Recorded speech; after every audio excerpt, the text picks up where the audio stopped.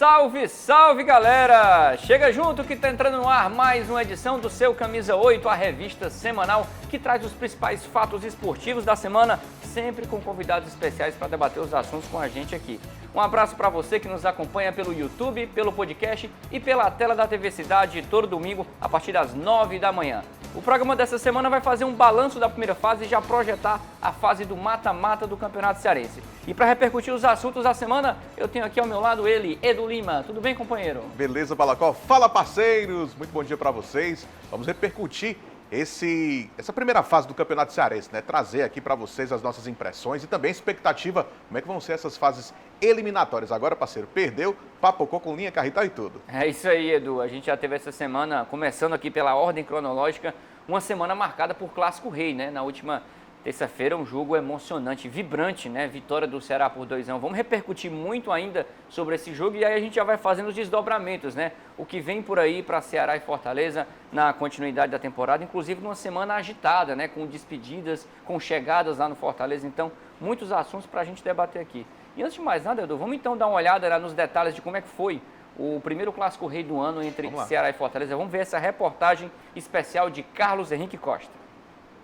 O ditado é claro, clássico é clássico. Ah, tem outro, clássico é decidido nos detalhes.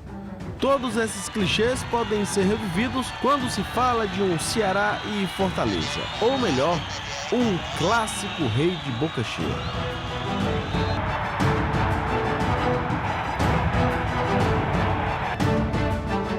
Enfrentamos a un gran rival, un rival preparado, un rival que nos lleva ventaja por tiempo de entrenamiento juntos y no estamos corriendo de atrás. Un bom jogo a partir de los 15 minutos, que no alcanza, es verdad, porque o perdimos 2-0, mas si você me pide un análisis de o partida, o análisis es ese, ¿sí? De Santensão, que costan 2 goles, y después es muy difícil, más en un clásico, o virar, mas estuvimos... time estou muito perto de virar. Isso é minha visão. O Ceará sabia que para conquistar o Clássico Rei precisaria redobrar a atenção e para isso havia necessidade de aproveitar as oportunidades. Só que o que ninguém imaginava é que essa tal oportunidade viria tão cedo. 8 minutos. Foi desse tempo de bola rolando que o Ceará precisava. Foi aí que o Guilherme Castilho abriu o placar. Pênalti! Castilho, perna direita, bateu pro gol! Gol! Não deu tempo nem comemorar direito e mais um. 2-0 com esse bonito gol do Eric. O desvio, a sobra, olha o gol, olha o gol, olha o gol, olha o gol, Eric! Gol!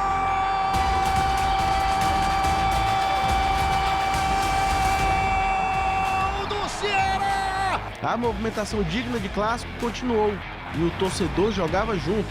Afinal, os dois treinadores estavam naquela agitação só. Se de um lado o Ceará precisava manter a fase dos bons resultados, o tricolor procurava mudar o pensamento adquirido depois da derrota para o ABC pela Copa do Nordeste. Cara, acho que a gente tem que dar mais. É clássico. Não pode, com 10 minutos, tomar 2 gols. É inadmissível isso. No segundo tempo, a síndrome do relâmpago aconteceu novamente e a cobrança de Vojvoda no vestiário surtiu efeito. Thiago Galhardo diminuiu com 2 minutos de bola rolando. Desvio, sacudiu para a área, o desvio, pro gol!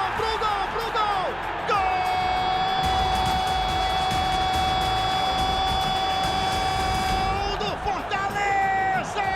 O tricolor de aço entrou no jogo e começou a assustar. Nesse lance, o Pikachu quase faz o dele. Subiu, a bola sobrou, olha só, tocou o Pikachu pra fora do gol! Minutos depois, Galhardo botou o perigo e incendiou a partida. Só que no fim do jogo, Romarinho parou no travessão de Richard. Romarinho de novo, bateu no travessão! No primeiro clássico de 2023, melhor para quem aproveitou as oportunidades. Vitória do Ceará com direito à taça Pedro Basílio, por ter a melhor campanha da primeira fase, isso é claro. No mais, é esperar os próximos confrontos. O Vovô tem pela frente o Sport, dia 14, no PV, às 9h30 da noite pela Copa do Nordeste. Já o Fortaleza enfrenta o Bahia, também às 9h30, na Arena Fonte Nova.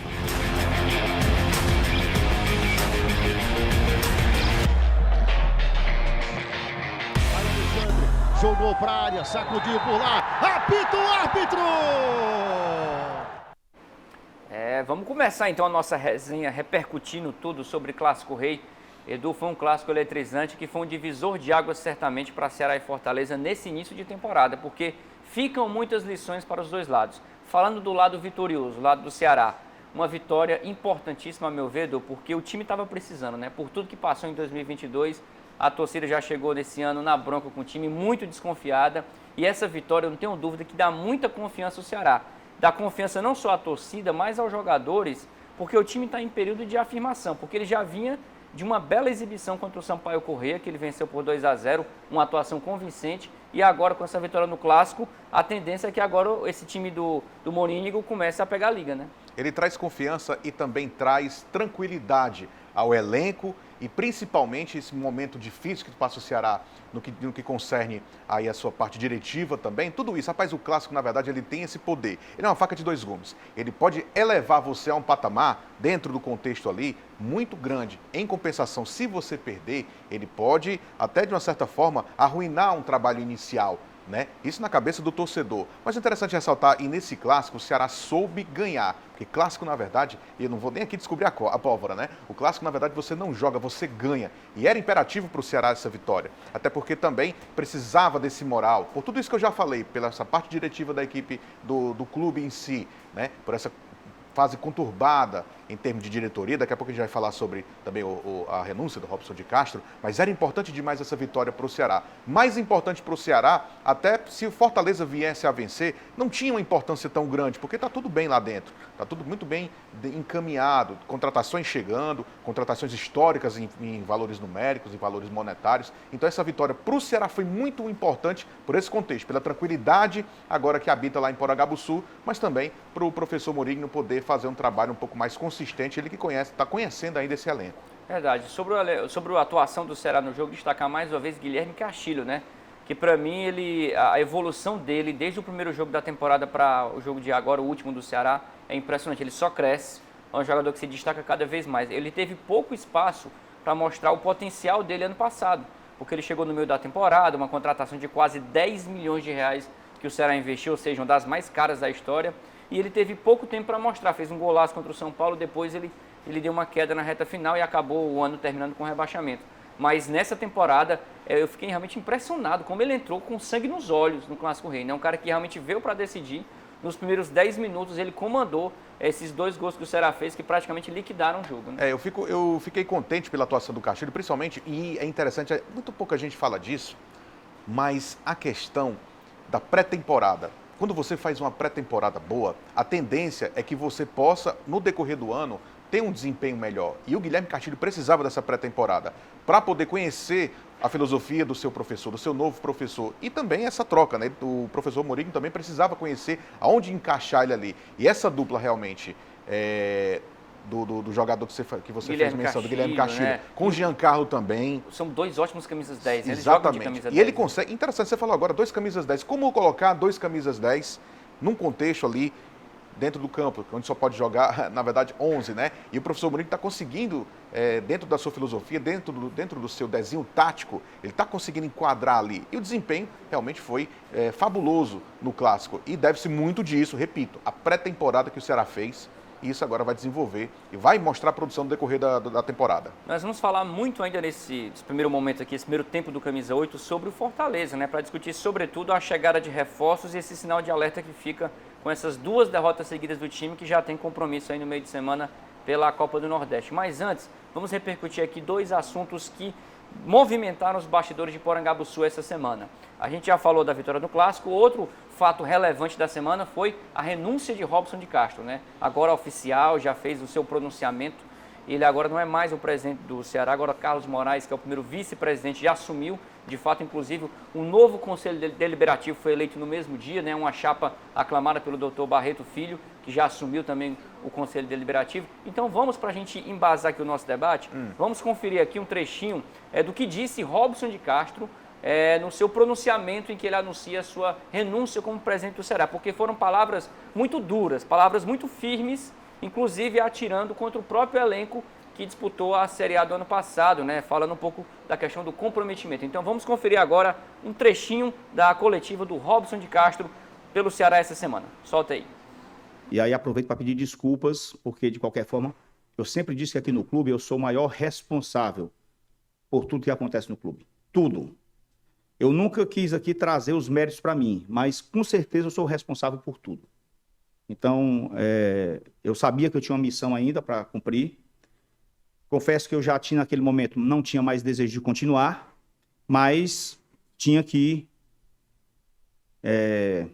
talvez, por responsabilidade, cumprir com algumas situações. Né? Primeiro, tentar fazer uma transição financeira, minimizar aí os problemas que tinham da área financeira. Tinham questões estratégicas, que é a questão da Liga do Futebol, que eu posso falar um pouco para vocês daqui a pouco. Eu estava totalmente envolvido, eu precisava garantir o Ceará numa posição de destaque no ranking de distribuição dos recursos da Liga, e nós conseguimos recentemente concluir esse processo, né?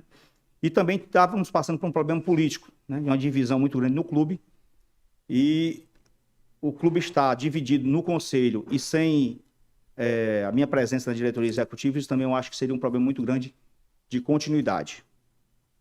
Então, primeiro pedindo desculpas pelo ano de 2022, realmente foi uma decepção muito grande. Eu fiquei muito decepcionado com parte do nosso grupo de jogadores, pela falta de comprometimento, né, pela falta de respeito mesmo, sabe, com o clube, com a torcida, com os funcionários.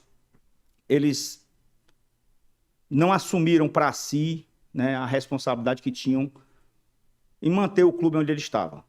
Eu me decepcionei muito com isso. Tentamos de todas as formas,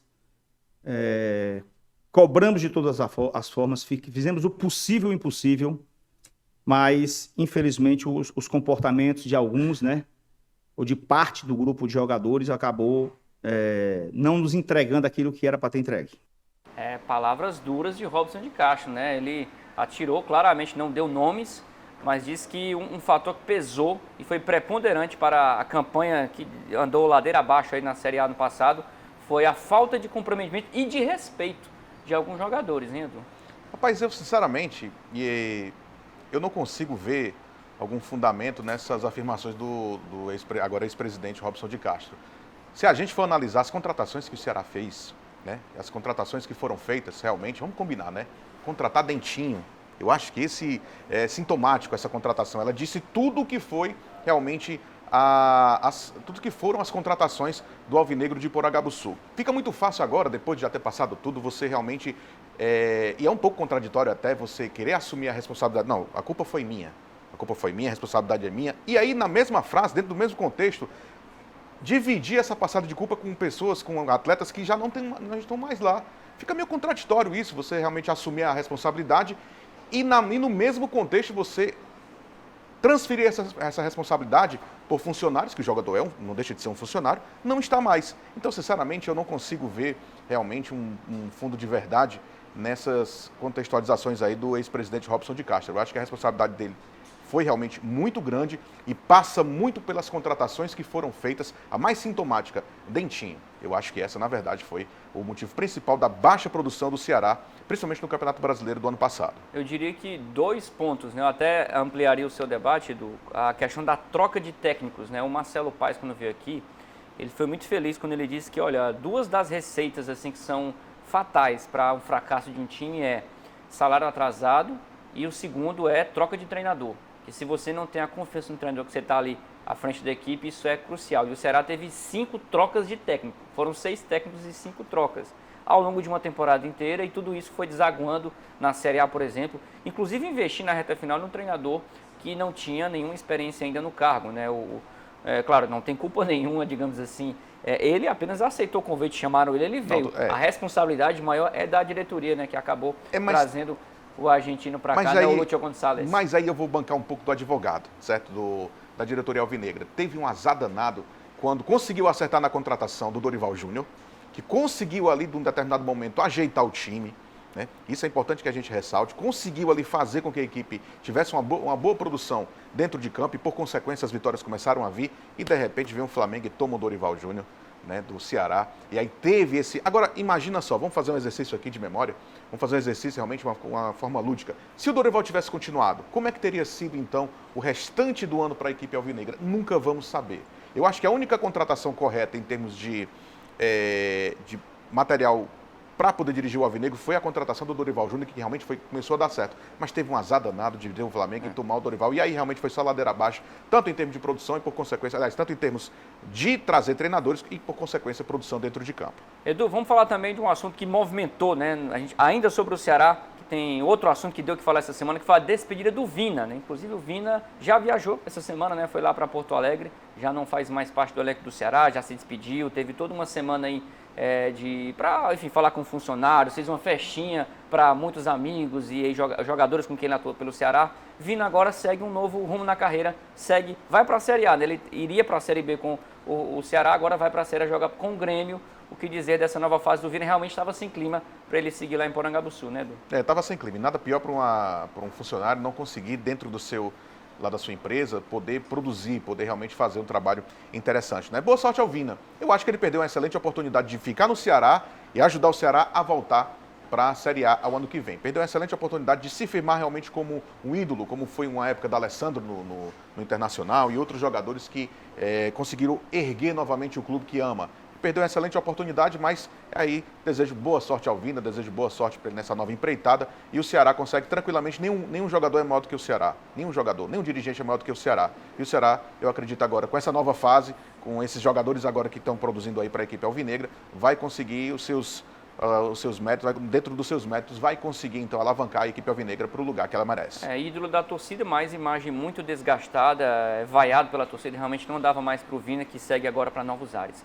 Edu, vamos falar agora do Fortaleza, que essa semana anunciou 2 reforços para o setor de ataque, né? O Caleb, o meia Caleb e o atacante Guilherme. Vamos começar aqui pelo Caleb, né? A gente já tem, os jogadores já treinaram essa semana, é bom que se diga, né? Já estão lá no PC, ambientados, ambos regularizados, né? E já podem estrear na próxima terça-feira.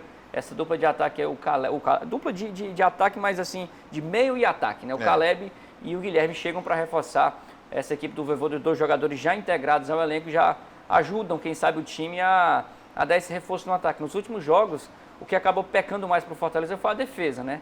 Que acabou tomando aí 4 gols, 3 deles no comecinho do jogo, né? Contra o ABC, contra o Ceará, e agora também reforça o seu ataque. Eu acho que o ataque sempre é muito salutar quando você consegue, a lógica do futebol é o gol, é fazer gols, né?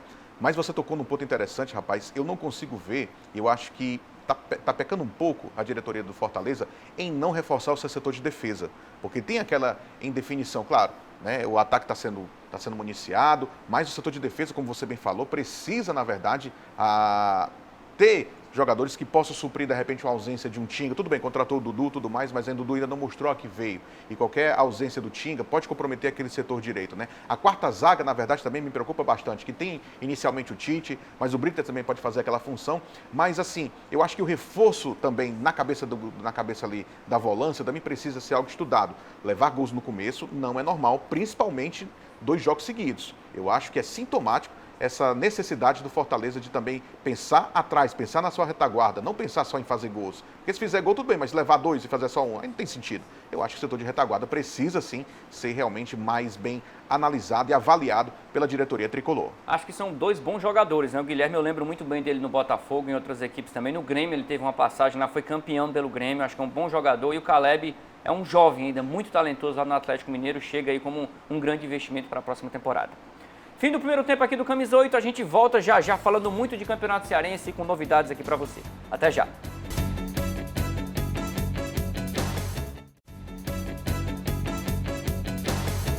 De volta com o segundo tempo do Camisa 8, especial aqui falando muito de Campeonato Cearense, esse fim de semana aí que está sendo marcado aí pelo início da fase de quartas de final. E falando em fase de quartas de final, além desse sábado que tivemos aí o jogo entre Ferroviário e Maracanã, o jogo que teve transmissão aqui do Grupo Cidade, né? Transmissão aqui pela TV Cidade, YouTube do GC+, do Camisa 8, do TikTok e também pelas rádios, né? Jovem Pan News Fortaleza e Cidade AM 860. Nesse domingo teremos o primeiro duelo das quartas de final entre Atlético Cearense e Iguatu. A gente aproveita e já coloca aqui na tela só para reforçar as datas, né, dos jogos das quartas de final, Edu. Além desse jogo que já rolou entre Ferroviário e Maracanã no sábado, nesse domingo, então, reforçando, a gente tem Atlético e Iguatu lá no estádio Almir Dutra, estádio do Maracanã. Legal, o Atlético é da capital, mas optou pela parceria que tem lá com o Maracanãú, né, em jogar lá no estádio Almir Dutra. E nós teremos os jogos de volta, Edu, daqui a 2 semanas. Dia 25, sábado, novamente, teremos Maracanã e Ferroviário, jogo lá no Almir Dutra. É a vez agora do Maracanã jogar em casa. E o Atlético vai jogar contra a equipe do Iguatu lá no Morenão, dessa vez jogando com o mando de campo do Iguatu. Esses então são os 2 confrontos, Edu. Já rolou então Ferroviário e Maracanã. O que falar também desse duelo entre Atlético e Iguatu. E é interessante falar sobre essa partida porque, pelo menos em tese, Edu, não sei se você pensa assim também, o Iguatu ele leva vantagem por ter feito a melhor campanha, ser um time um pouco mais organizado e podemos ter aí o reencontro entre Ceará e Iguatu na semifinal, porque já está definido que o vencedor desse duelo entre Atlético e Iguatu pega o Ceará. Eu acho que, para o bem do futebol e com todo respeito à equipe do Atlético Cearense, não, primeiro o aspecto técnico, né, entre essas 2 equipes. Eu fiz alguns jogos da equipe do Atlético Cearense, honestamente falando, não foram jogos que me encheram os olhos. Realmente eu vi uma equipe, ainda o professor Michel Lima, que é o professor, realmente tem se esforçado bastante. Eu fiz o jogo agora recentemente entre Atlético Cearense e a equipe do Maracanã. O Atlético Cearense conseguiu no começo do jogo fazer um tento e ali começou a se segurar e apostar no contra-ataque. Tudo bem, estava uma equipe bem modificada, já entrou naquela oportunidade, já conseguiu entrar naquela oportunidade classificado, mas assim, os jogos que eu já vi do Atlético Cearense não foram nada que me enchesse os olhos. Diferentemente da equipe do Iguatu, que desde o ano passado já estava conseguindo fazer realmente um bom campeonato cearense, esse ano repetiu, é o favorito. Eu acho realmente, e eu não sou de ficar em cima do muro, eu acho realmente que a equipe do Iguatu tem tudo para se classificar. E tá todo mundo querendo esse jogo, né? Essa revanche entre Iguatu contra a equipe do Ceará Esporte Clube. Vai ser realmente um jogo épico se vier a acontecer. Repito, tem que ter todo o respeito à equipe do Atlético Cearense. O Ari é um jogador que ainda entrega bastante em campo, né? Tem o Siloé também ali que ele pode. E outros jogadores também que ali acabam. O Nani Cearense é um bom zagueiro do Atlético Cearense. Fez um gol importante, fez um gol importante, né? Foi o cara do jogo naquela oportunidade. É uma equipe que tem sim os seus valores, mas o Iguatu está mais redondinho. Então é uma equipe mais encaixada e acaba decidindo também dentro dos seus domínios. Lá ele é muito forte. Então, assim, eu honestamente acho que seria uma zebra muito grande o Atlético Cearense passar pela equipe do Iguatu. Pela produção que eu vi das 2 equipes, né? Mas eu acho que, na verdade, a principal meta desses dois clubes, que foi permanecer dentro da Série A do Campeonato Cearense, já foi obtida. Então, o que vier, parceiro, é lucro. Mas, repito, eu acho que sim, que a equipe do Iguatu tem sim um favoritismo para poder passar a próxima fase e enfrentar a equipe do Alvinegro. E, meu amigo, vai ser um jogo, se vier acontecer, vai ser um jogo realmente, uma revanche digna do Campeonato Cearense, que está sendo fantástico esse ano, convenhamos. Tá demais. O Manjadinho 2023 está sendo realmente incrível, com surpresas, com jogos memoráveis e, claro, com uma cobertura especial, como nunca antes vista aqui na mídia cearense, né? Tudo que o Grupo Cidade tem feito, falado quase que 24 horas por dia em todas as mídias, né? Rapaz, a repercussão, não é só TV, né? Não é só TV. Rádio, é digital, é tudo, né? A repercussão do Campeonato Cearense está algo assim absurdo, positivo. Eu estou em alguns grupos de WhatsApp, em grupos de mídia esportiva, e sempre que se tem a transmissão, ao final a galera realmente tece elogios fantásticos à transmissão, à narração do meu parceiro Caio César, seu trabalho, toda a equipe no contexto, realmente está sendo entregue. Eu acho que, na verdade, o Campeonato Cearense, e aí eu vou ousar em dizer isso, está tendo a sorte de ter, nesse momento tão importante, a cobertura do Grupo Cidade de Comunicação. Está tendo a sorte do Campeonato Cearense, porque é um campeonato que está sendo aguardado durante muito tempo. Tem essa questão do Penta do Fortaleza, se vier a acontecer, o Ceará vai tentar embarrear. Então tem todos esses elementos que acabam realmente vinculando aí a uma excelente transmissão aqui do Grupo Cidade. Maravilha. Agora vamos falar de histórias de torcedor, porque rapaz, tem torcedor que faz loucura por um clube de futebol. Agora vamos conhecer essa história de um torcedor fanático do Fortaleza. A história do torcedor fanático do Fortaleza, olha só que história curiosa a gente descobriu. Tem um torcedor que é tão fanático pelo Fortaleza que tem até um contrato vitalício assinado pela esposa que o libera para assistir todos os jogos do time do seu coração. Oxi. É uma história realmente incrível. Já vou repercutir com o Edu, viu, Edu? Mas vamos conferir essa reportagem especial aí. Solta aí. Um amor tão grande que está marcado na pele. Marcos era só uma criança quando se apaixonou pelo Fortaleza Esporte Clube. De lá para cá, a vida gira em torno do tricolor de aço. A minha primeira paixão pelo Fortaleza, né, meu pai, né, que não está mais aqui entre nós, era torcedor do Fortaleza, e ele me levou para um jogo, e o primeiro jogo que eu fui foi um clássico rei, Ceará e Fortaleza. Eu tinha 10 anos de idade, e naquele jogo eu lembro que eu não olhava nem tanto para dentro do campo. Eu fiquei apaixonado pela torcida. Enquanto as pessoas olhavam para o gramado, para os jogadores, eu ficava olhando ali para a torcida do Fortaleza, e quando eu olhei aquilo ali, eu me encantei. Então foi amor à primeira vista. Logo depois fui começar a entender mais de futebol também, me apaixonando mais. Mas a minha primeira paixão foi pela torcida e depois me apaixonei pelo time também, Fortaleza. Para acompanhar o time do coração, já fez várias loucuras. Inclusive viajar para outra cidade só para assistir a um jogo escondido dos pais, quando tinha só 14 anos. Eu lembro que quando eu tinha 14 anos de idade, novinho, né?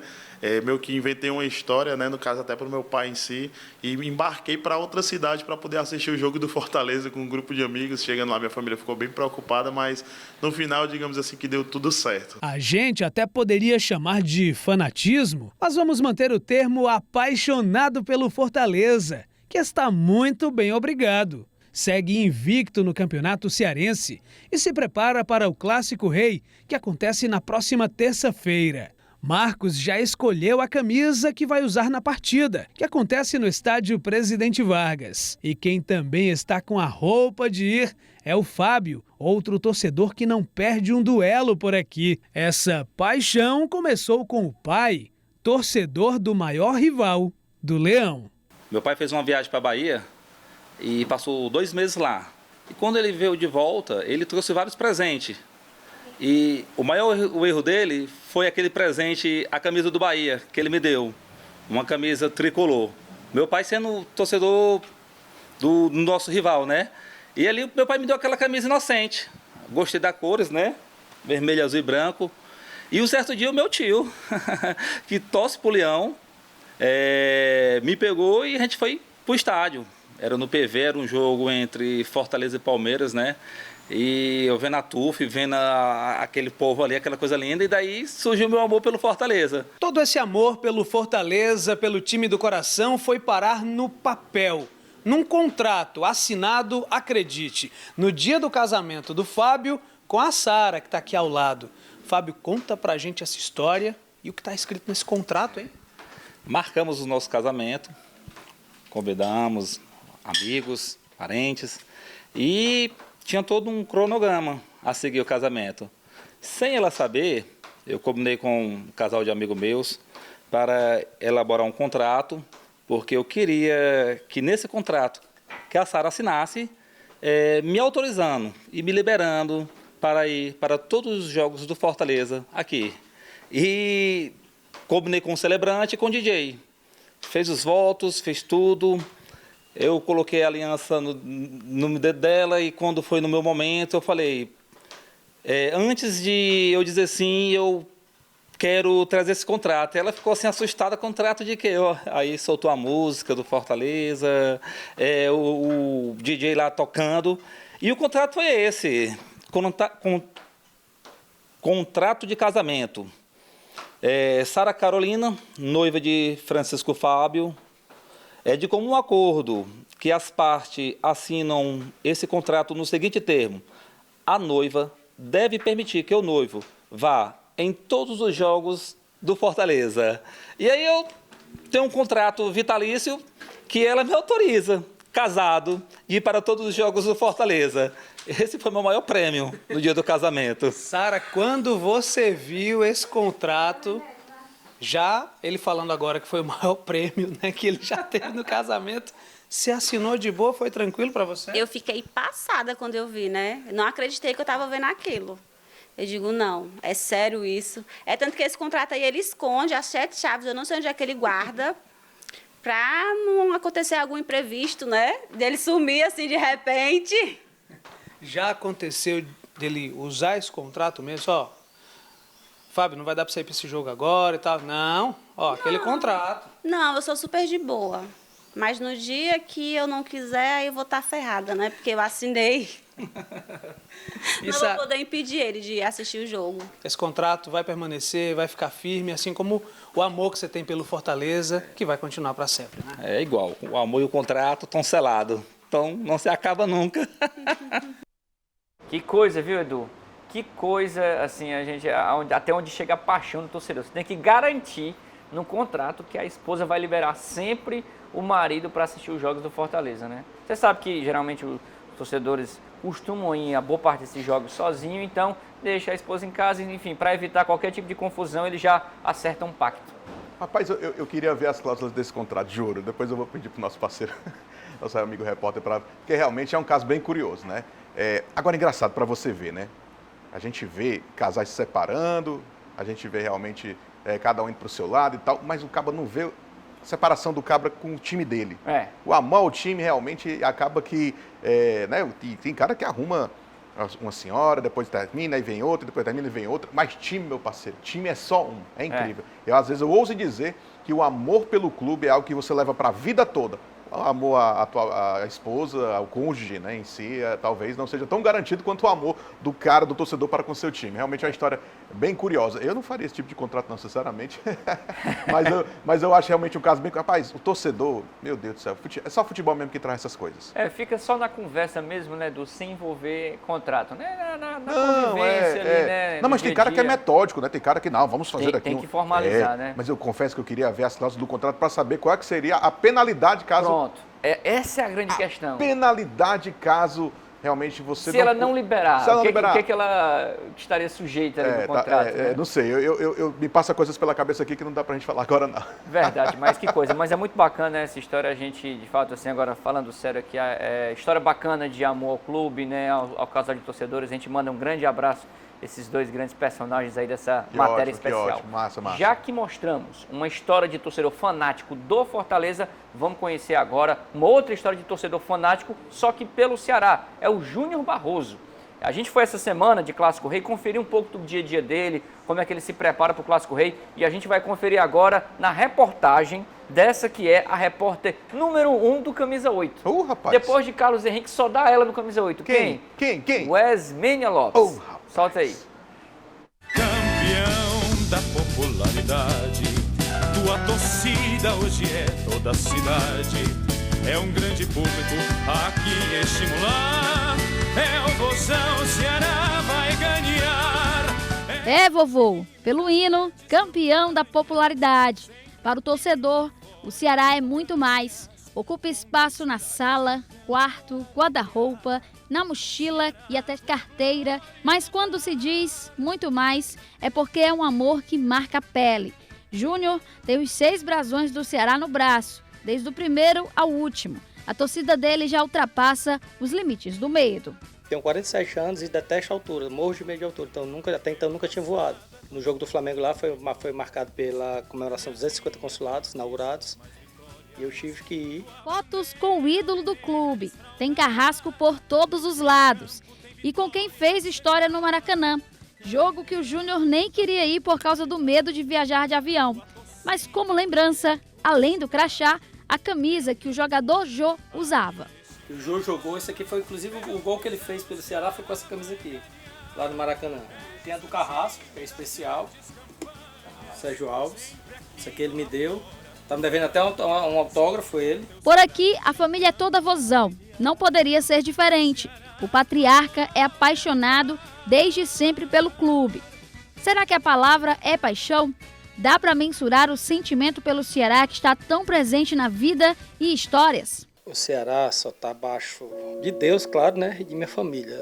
Depois dele é o Ceará Sporting Clube. Não tem como mensurar o tamanho da paixão. Sim, o pessoal fala, não, cara, o Ceará tá ruim e tal, mas não tem isso não, o Ceará é Ceará, independente se ele tá na primeira, segunda, terceira, Deus o livre, cai pra 4ª divisão, não vai deixar de ser Ceará, entendeu? A gente leva esse time, né, não é modinha, não é... É amor, se compara ao amor que eu tenho aos meus filhos, por aí você tira o tamanho do carinho que a gente tem por essa instituição, É difícil, desculpa. É complicado falar de Ceará. Toda vida eu me emociono. Sempre falar de Ceará Esporte Clube é sagrado. Ceará tem história, tradição, coleciona títulos e, apesar de não estar na elite do futebol brasileiro, segue invicto no Campeonato Cearense e no confronto com seu maior rival vai poder contar com o grito do torcedor. E não tem rivalidade no campo que faça o torcedor desacreditar da vitória. É como diz no hino, é o vovô, Ceará vai ganhar. E aí, quer arriscar o placar? Eu acho que o Ceará ganha 2-0. 2-0 Ceará. Mesmo eles estando numa ótima fase, eles estando bem melhor do que a gente, estando até uma divisão acima da gente, mas clássico é clássico, que vale a camisa. E o Ceará se supera nesses momentos. Essa é a hora do torcedor chegar junto, da gente chegar e levantar o time, que esse é o nosso papel. É chegar lá e contribuir, gritar, torcer. E o Ceará depende da gente, só tem a gente. Olha que bacana essa história, viu? A gente viu agora há pouco a história do casal tricolor, mas a história desse torcedor aí também é impressionante. Você vê que quando ele fala sobre o Ceará, ele se emociona, ele chora porque passa um filme na cabeça, né? Um torcedor que viveu todas as fases do clube, né? Principalmente nos últimos 20, 30 anos que o Ceará viveu altos e baixos, grandes momentos, mas também algumas frustrações, Edu. Rapaz, eu fico sempre muito compadecido quando eu vejo personagens assim, né? Na verdade, personagens como eles são a essência do futebol. Porque o futebol realmente ele traz essa magia, o futebol ele traz, praticamente uma religião. Tem torcedores que encaram o futebol como a religião, como uma religião, e o clube que ama trata como se realmente fosse um baluarte. Eu acho muito impressionante, eu fico realmente muito, até emocionado assim um pouco, porque a gente que convive com o futebol e trabalha com o futebol, temos que ter todo o cuidado do mundo quando a gente fala dessa paixão do torcedor. Parabéns aí ao Ceará. Aliás, parabéns ao Ceará por ter torcedores assim. Realmente o Ceará conseguiu, na sua história, tudo bem que agora não está passando uma fase boa, mas consegue, com a sua história, com a sua essência, trazer personagens para perto dele. Personagens como esse aí, que realmente abrilhantam essa magia que é o futebol. Então fica aqui o nosso grande abraço ao Júnior, né? O Júnior Calcaia, né? Como ele é conhecido, um torcedor símbolo do Ceará, que ele representa aí muito a sua paixão.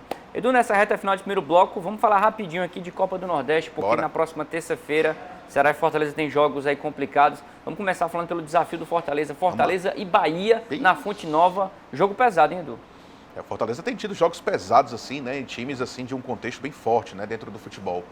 Eu acredito que o Fortaleza vai realmente precisar jogar muita bola. Não estou nem aqui descobrindo a pólvora, né? Porque a equipe do Bahia vai vir realmente querendo fazer valer o seu mando de campo. E outra coisa, sinal amarelo, né, do Fortaleza está ligado também dentro dessa... Tudo bem, o Campeonato Cearense está tranquilo, apesar da derrota. Mas na Copa do Nordeste, por conta da vitória do ABC, agora vai precisar encarar esse jogo talvez como um desafio mais espinhoso dentro da Copa do Nordeste até este momento. Tem que tomar todo cuidado. E Ceará Sport, clássico nordestino, um duelo que poderia ser de Série A, né? Infelizmente não será esse ano por conta da queda do Ceará. Quer dizer, na verdade vai ser um duelo É um clássico nordestino, um duelo clássico que já decidiu, inclusive, final de Copa do Nordeste. Vai ser outra também. Vai ser duelo de Série B esse ano. Vai ser um duelo de Série B, mas com times que mereciam, principalmente o Ceará, não merecia estar na Série A pelo tudo que passou no ano passado.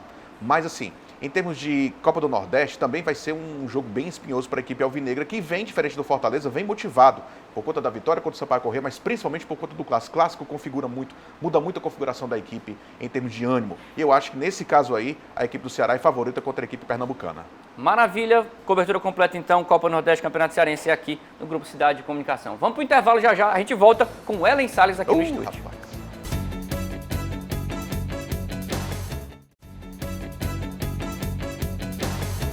De volta para o terceiro e último tempo do programa Camisa 8, agora recebendo nos estúdios ela, Ellen Praia Salles. Seja muito bem-vinda, minha amiga. Fala, Balacó, fala, Edu, fala, turma, que estão todos aqui, né, já sintonizados no nosso Camisa 8.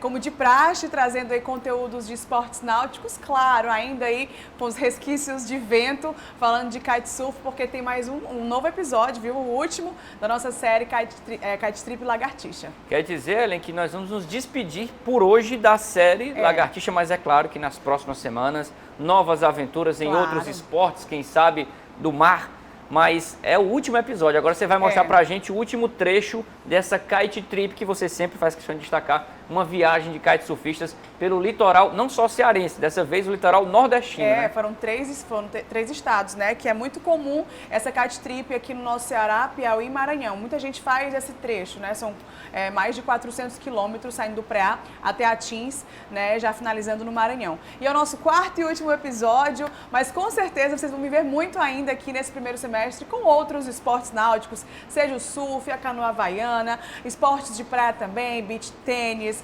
e muitas coisitas mais que a gente vai mostrar pra vocês. Já pode soltar o VT? Vamos conferir então o último episódio da série especial, viu? Que ele tá lindo, vai. Kite Trip com Ellen, solta aí, produção.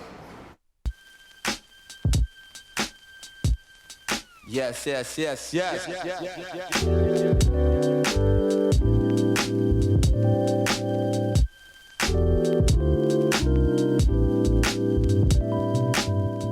Muito bem, meus amigos do Camisa 8, mais um dia de Lagartixa Kite Trip, agora o quarto dia dessa nossa aventura pelo Ceará, Piauí e Maranhão. Estamos em Tutóia, que fica aqui no estado do Maranhão, né? Estamos às margens do Delta do Parnaíba.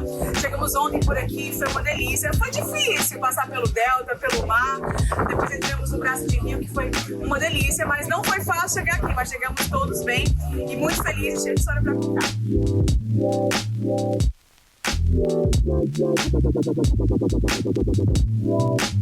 Bom, aqui tem um mapa onde a gente consegue explicar direitinho todo o nosso percurso, né? Saímos aqui do Preá, ainda no Ceará, passamos em Jericoacoara, Camocim, Bitupitá, a última praia do estado do Ceará, que fica no município de Barroquinha. Depois passamos pela divisa entre Ceará e Piauí, né? Passamos também por Barra Grande e finalmente chegamos na Praia do Macapá, pertence ao estado do Piauí. Depois passamos para o Delta do Parnaíba. Agora o nosso destino final vai ser Atins, também no Maranhão, que já é a porta de entrada para os lençóis maranhenses. Hoje, mais 70 e poucos quilômetros aí pelo mar e vai ser divertido demais.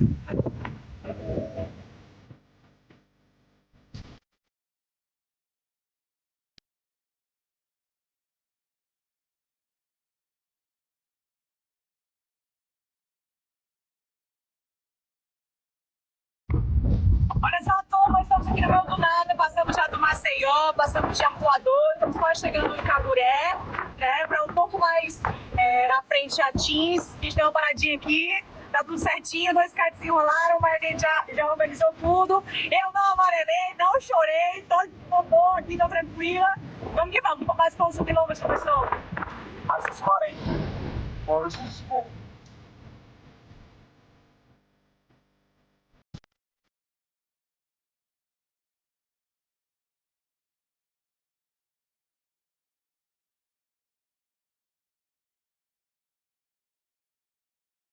Muito bem, fizemos agora a primeira parada, já em Paulinho Neves, né? Desde que saímos de Tutóia, a gente percorreu mais ou menos 51 quilômetros, agora em reta, foi uma delícia, velejamos na beirinha, a gente pisava um pouquinho, mas foi assim, super tranquilo. Estamos aqui agora em Paulinho Neves, onde tem uma grande estação eólica, né? E a gente para um pouquinho para se hidratar, descansar um pouco e continuar mais 20 quilômetros até Atins.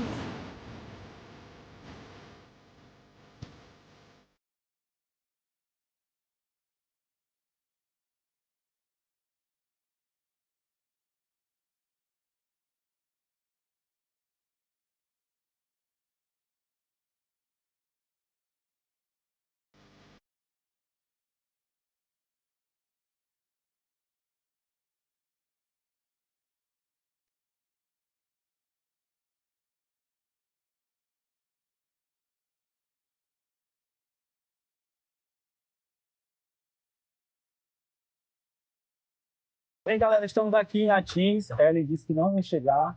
Com certeza que não ia chegar. E está aqui com a gente, ó. 76 quilômetros ontem. Percurso todo, né, professor? Até Atins. Conta aí a sua história. Foi demais. Outro foi um percurso bem difícil também, um pouco tanto quanto o Delta, porque o vento era bem maral, jogava a gente pra beira, então tinha que orçar bastante para entrar, passar as ondas e tava bem dificultoso, o joelho doendo, a lombar também, assim, foi muita exaustão, mas consegui. O percurso é muito bonito, né, das eólicas, do parque eólico aqui de Paulinho Neves. Depois entrando ali na Bahia, né, na enseada, para chegar aqui em Atins, que mistura o mar com o rio. E é muito lindo a gente estar aqui nessa pousada que nos recebeu super bem, uma delícia. Todos os kitesurfistas ficaram aqui. Olha só o visual desse lugar, que lindo. E é legal porque fica a turma toda, né, professor? Vou virar aqui. E aí, ano que vem tem muito mais. É uma delícia participar dessa Kite Trip. Eu venci meus medos, Mauro me ajudou muito, vocês também, né, dos guias, né, do apoio. Tudo foi maravilhoso e agora é só contar as resenhas, né, professor? Isso aí. E a próxima aventura agora é sair daqui de dentro, porque nem sabe como entrou, né? Agora é hora de sentir saudades e se preparar para a nossa nova aventura em 2023, com um velejo especial nos Lençóis Maranhenses. Quem aí vai acompanhar tudo, hein? Até lá, turma!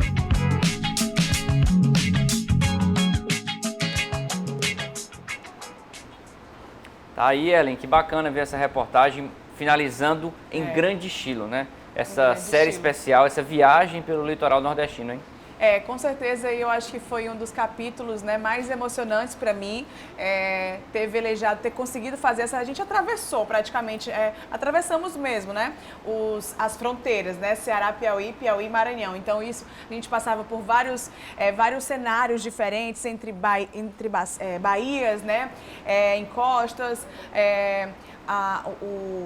esqueci, mangue, né, que tem lá no Delta do Parnaíba, muito mangue. São muitos cenários, Dudu, muito legal. Eduardo, o que você tem a me dizer aí dessa viagem, assim, só apreciando, né? Eu sei que você não é digamos, um praticante de kite, digamos assim, muito afeito aos esportes náuticos, mas nossa amiga Ellen está sempre nos surpreendendo aqui com matérias especiais. É porque eu sou panda. Panda, geralmente, ele não é muito radical. Você é mais calminho, né, amigo? Não, eu não sou assim. A única coisa radical que eu fiz na minha vida em termos de água foi me jogar lá daquela...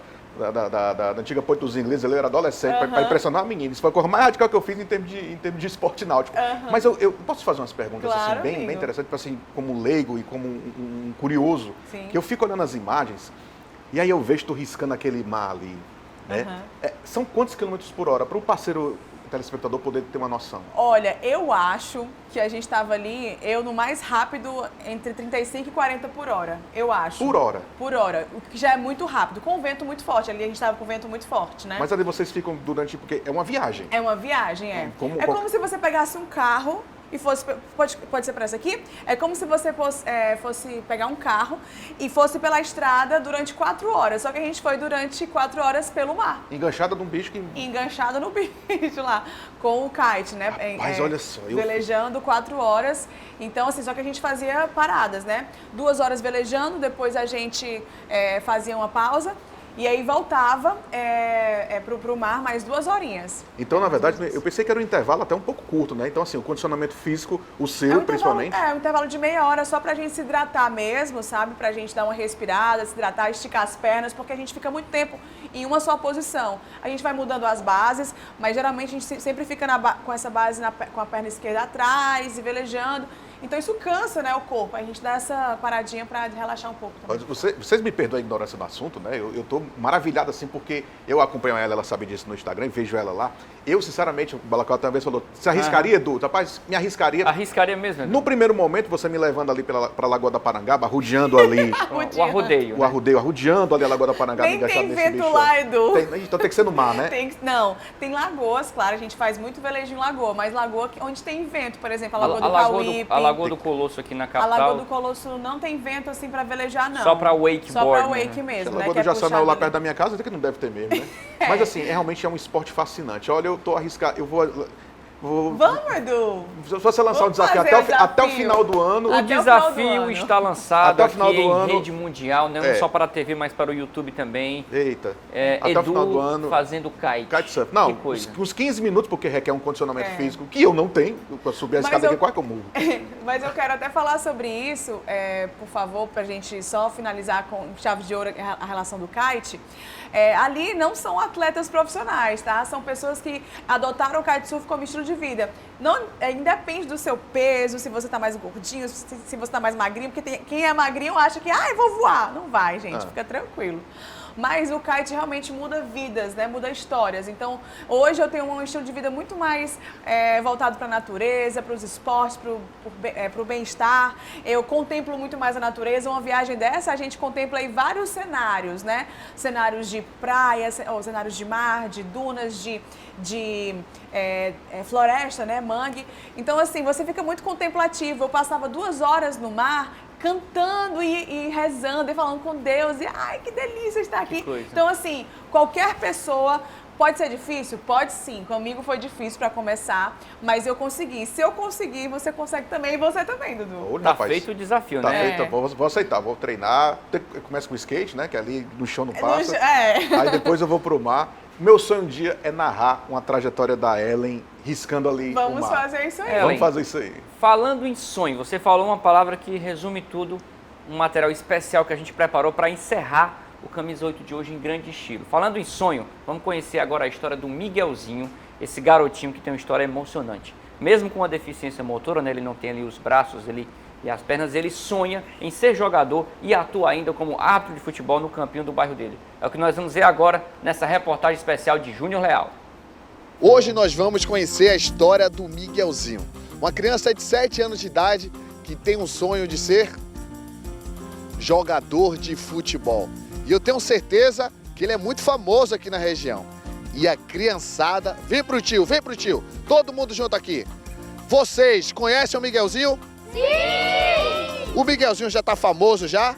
Sim! Vocês vão levar o tio ali na casa do Miguelzinho? Sim! Então bora? Bora! Então bora, simbora. Todo mundo pra casa do Miguelzinho, bora. Vocês estão torcendo pro Fortaleza ou pro Ceará? Ceará.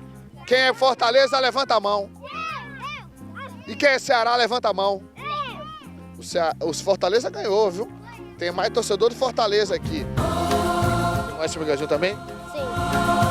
Oi? Você conhece ele? Mora onde? Miguelzinho! Miguelzinho! Aê! A criançada aí, tá todo mundo chamando pro Miguelzinho e a gente vai conhecer a história do Miguelzinho, que sonha em ser jogador de futebol. E eu vou lhe contar agora. Ele já está ali, nos esperando. Ele é o craque da região e vai poder falar onde ele sonha jogar. Vem comigo. Chegou o momento tão esperado. Chegou o momento de conhecer a estrela maior, o Miguelzinho. Miguelzinho, que é torcedor do... Fortaleza. Miguelzinho, você tem quantos anos? 7. E tem um sonho de ser o quê? Jogador. E vai jogar por que time, Miguelzinho? Fortaleza. E o Miguelzinho sonha em jogar em que posição? Zagueiro, atacante, meio campo ou lateral? E zagueiro. De zagueiro. Dia de segunda e quarta é o dia do treino, né, Miguelzinho? É. É o dia mais feliz da sua semana. É. Aí você bota a roupa, pega o apito e pega o cartão para ser árbitro. Sim. E você é um árbitro que expulsa muito jogador aqui? Sim. E você fala como quando vai expulsar? Não fale nada, só vai expulso logo. Como é, Miguelzinho? Só vá pra fora logo. Sem conversa fiada. Né? Sim. Então você é um árbitro durão, né? Você não come regra de jogador, não, né? E se o jogador não quiser sair de campo, você fala como pra ele? Saia logo. Saia logo. Sem conversa. Sem conversa. E quando tem um carrinho assim, mais duro, assim, você dá o cartão amarelo, né? É. E aí depois, se ele falar muito... Vermelho. Porque você é um árbitro durão, né? Sim. Aí dia de segunda e quarta você apita aqui com os meninos. Sim. E você pode botar a roupa pra gente ver, você botar na roupa de juiz? Sim. Então eu vou te esperar aqui pra você vir com a roupa de juiz, certo? Certo.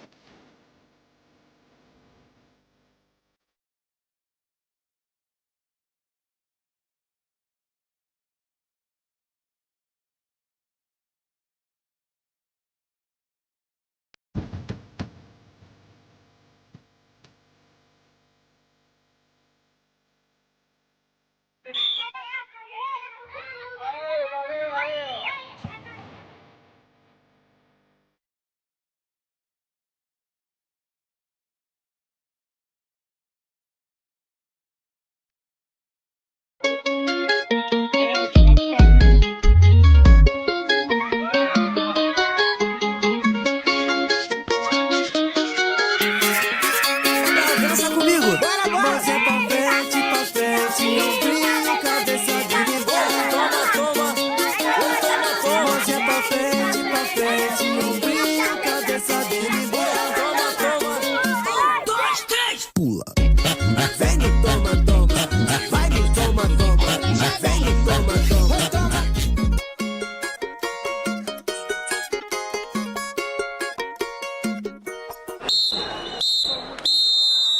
a gente pôde presenciar uma história de superação, uma história de fé, uma história de perseverança e, acima de tudo, a alegria de uma criança que tem um sonho de ser jogador de futebol. Nunca desista dos seus sonhos, porque o Miguelzinho também nunca vai desistir dele. Não é isso, Miguelzinho? Sim.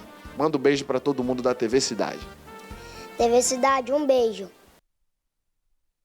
Você também, Miguelzinho. Que história linda, né, Ellen? Nunca desista dos seus sonhos e ele vai lutar pelo sonho para ser jogador ou árbitro de futebol. Eu tô apaixonada pelo Miguelzinho, viu? É uma grande história, né? Com certeza ele vai superar os seus limites, né? Todas as dificuldades também de ser PCD, né? Pessoa com deficiência. Então, assim, eu acho que a gente tem cada vez mais incluir essas pessoas, dar oportunidade. O Miguelzinho, que já tá bem dentro mesmo ali do universo, já apita ali como juiz, já é amigo pessoal dos jogadores do Fortaleza também, já entrou em campo com os meninos para brincar, fazer aquela resenha. Com certeza é alguém que a gente vai ver aí brilhando muito no futebol, seja jogando, seja sendo juiz, comentarista, enfim. Miguelzinho, a sua estrela vai brilhar. Quer dizer, já está brilhando. Já está brilhando. Edu, estamos encerrando o programa. Abraço para você, recado final então hoje. Um abraço. Deixa eu mandar um abraço aqui para a galera que essa semana curte o Camisa 8. O Guto e a Carol são torcedores do Fortaleza. O Guto é o fã do Coldplay, ele realmente. E aproveitar e mandar só um último abraço para o meu parceiro médico proctologista, o Pedro Wilson, né? Ele é proctologista, Pedro Wilson Viana, me atendeu durante a semana num problema que eu tive de saúde. Um abraço para ele e a gente espera aí que todo mundo aqui esteja ligado no Camisa 8. É isso, meus amigos, estamos encerrando aqui mais uma edição do programa Camisa 8, aquele recadinho especial, hein? Toda segunda-feira tem Camisa 8 ao vivo aqui no YouTube do GC+, e do Camisa 8 de 11 às 11h40. Tem Camisa 8 repercutindo tudo do fim de semana esportivo e o nosso Instagram, Ellen Salles. É muito fácil, Camisa 8 ponto oficial. Camisa 8 ponto oficial para você ficar por dentro de tudo que acontece, beleza? Obrigado, Edu. Obrigado, Ellen. A gente tá de volta na próxima semana com mais um Camisa 8. Obrigado você que esteve com a gente aqui. Campeonato Cearense aqui no Grupo Cidade de Comunicação. Até a próxima. Valeu!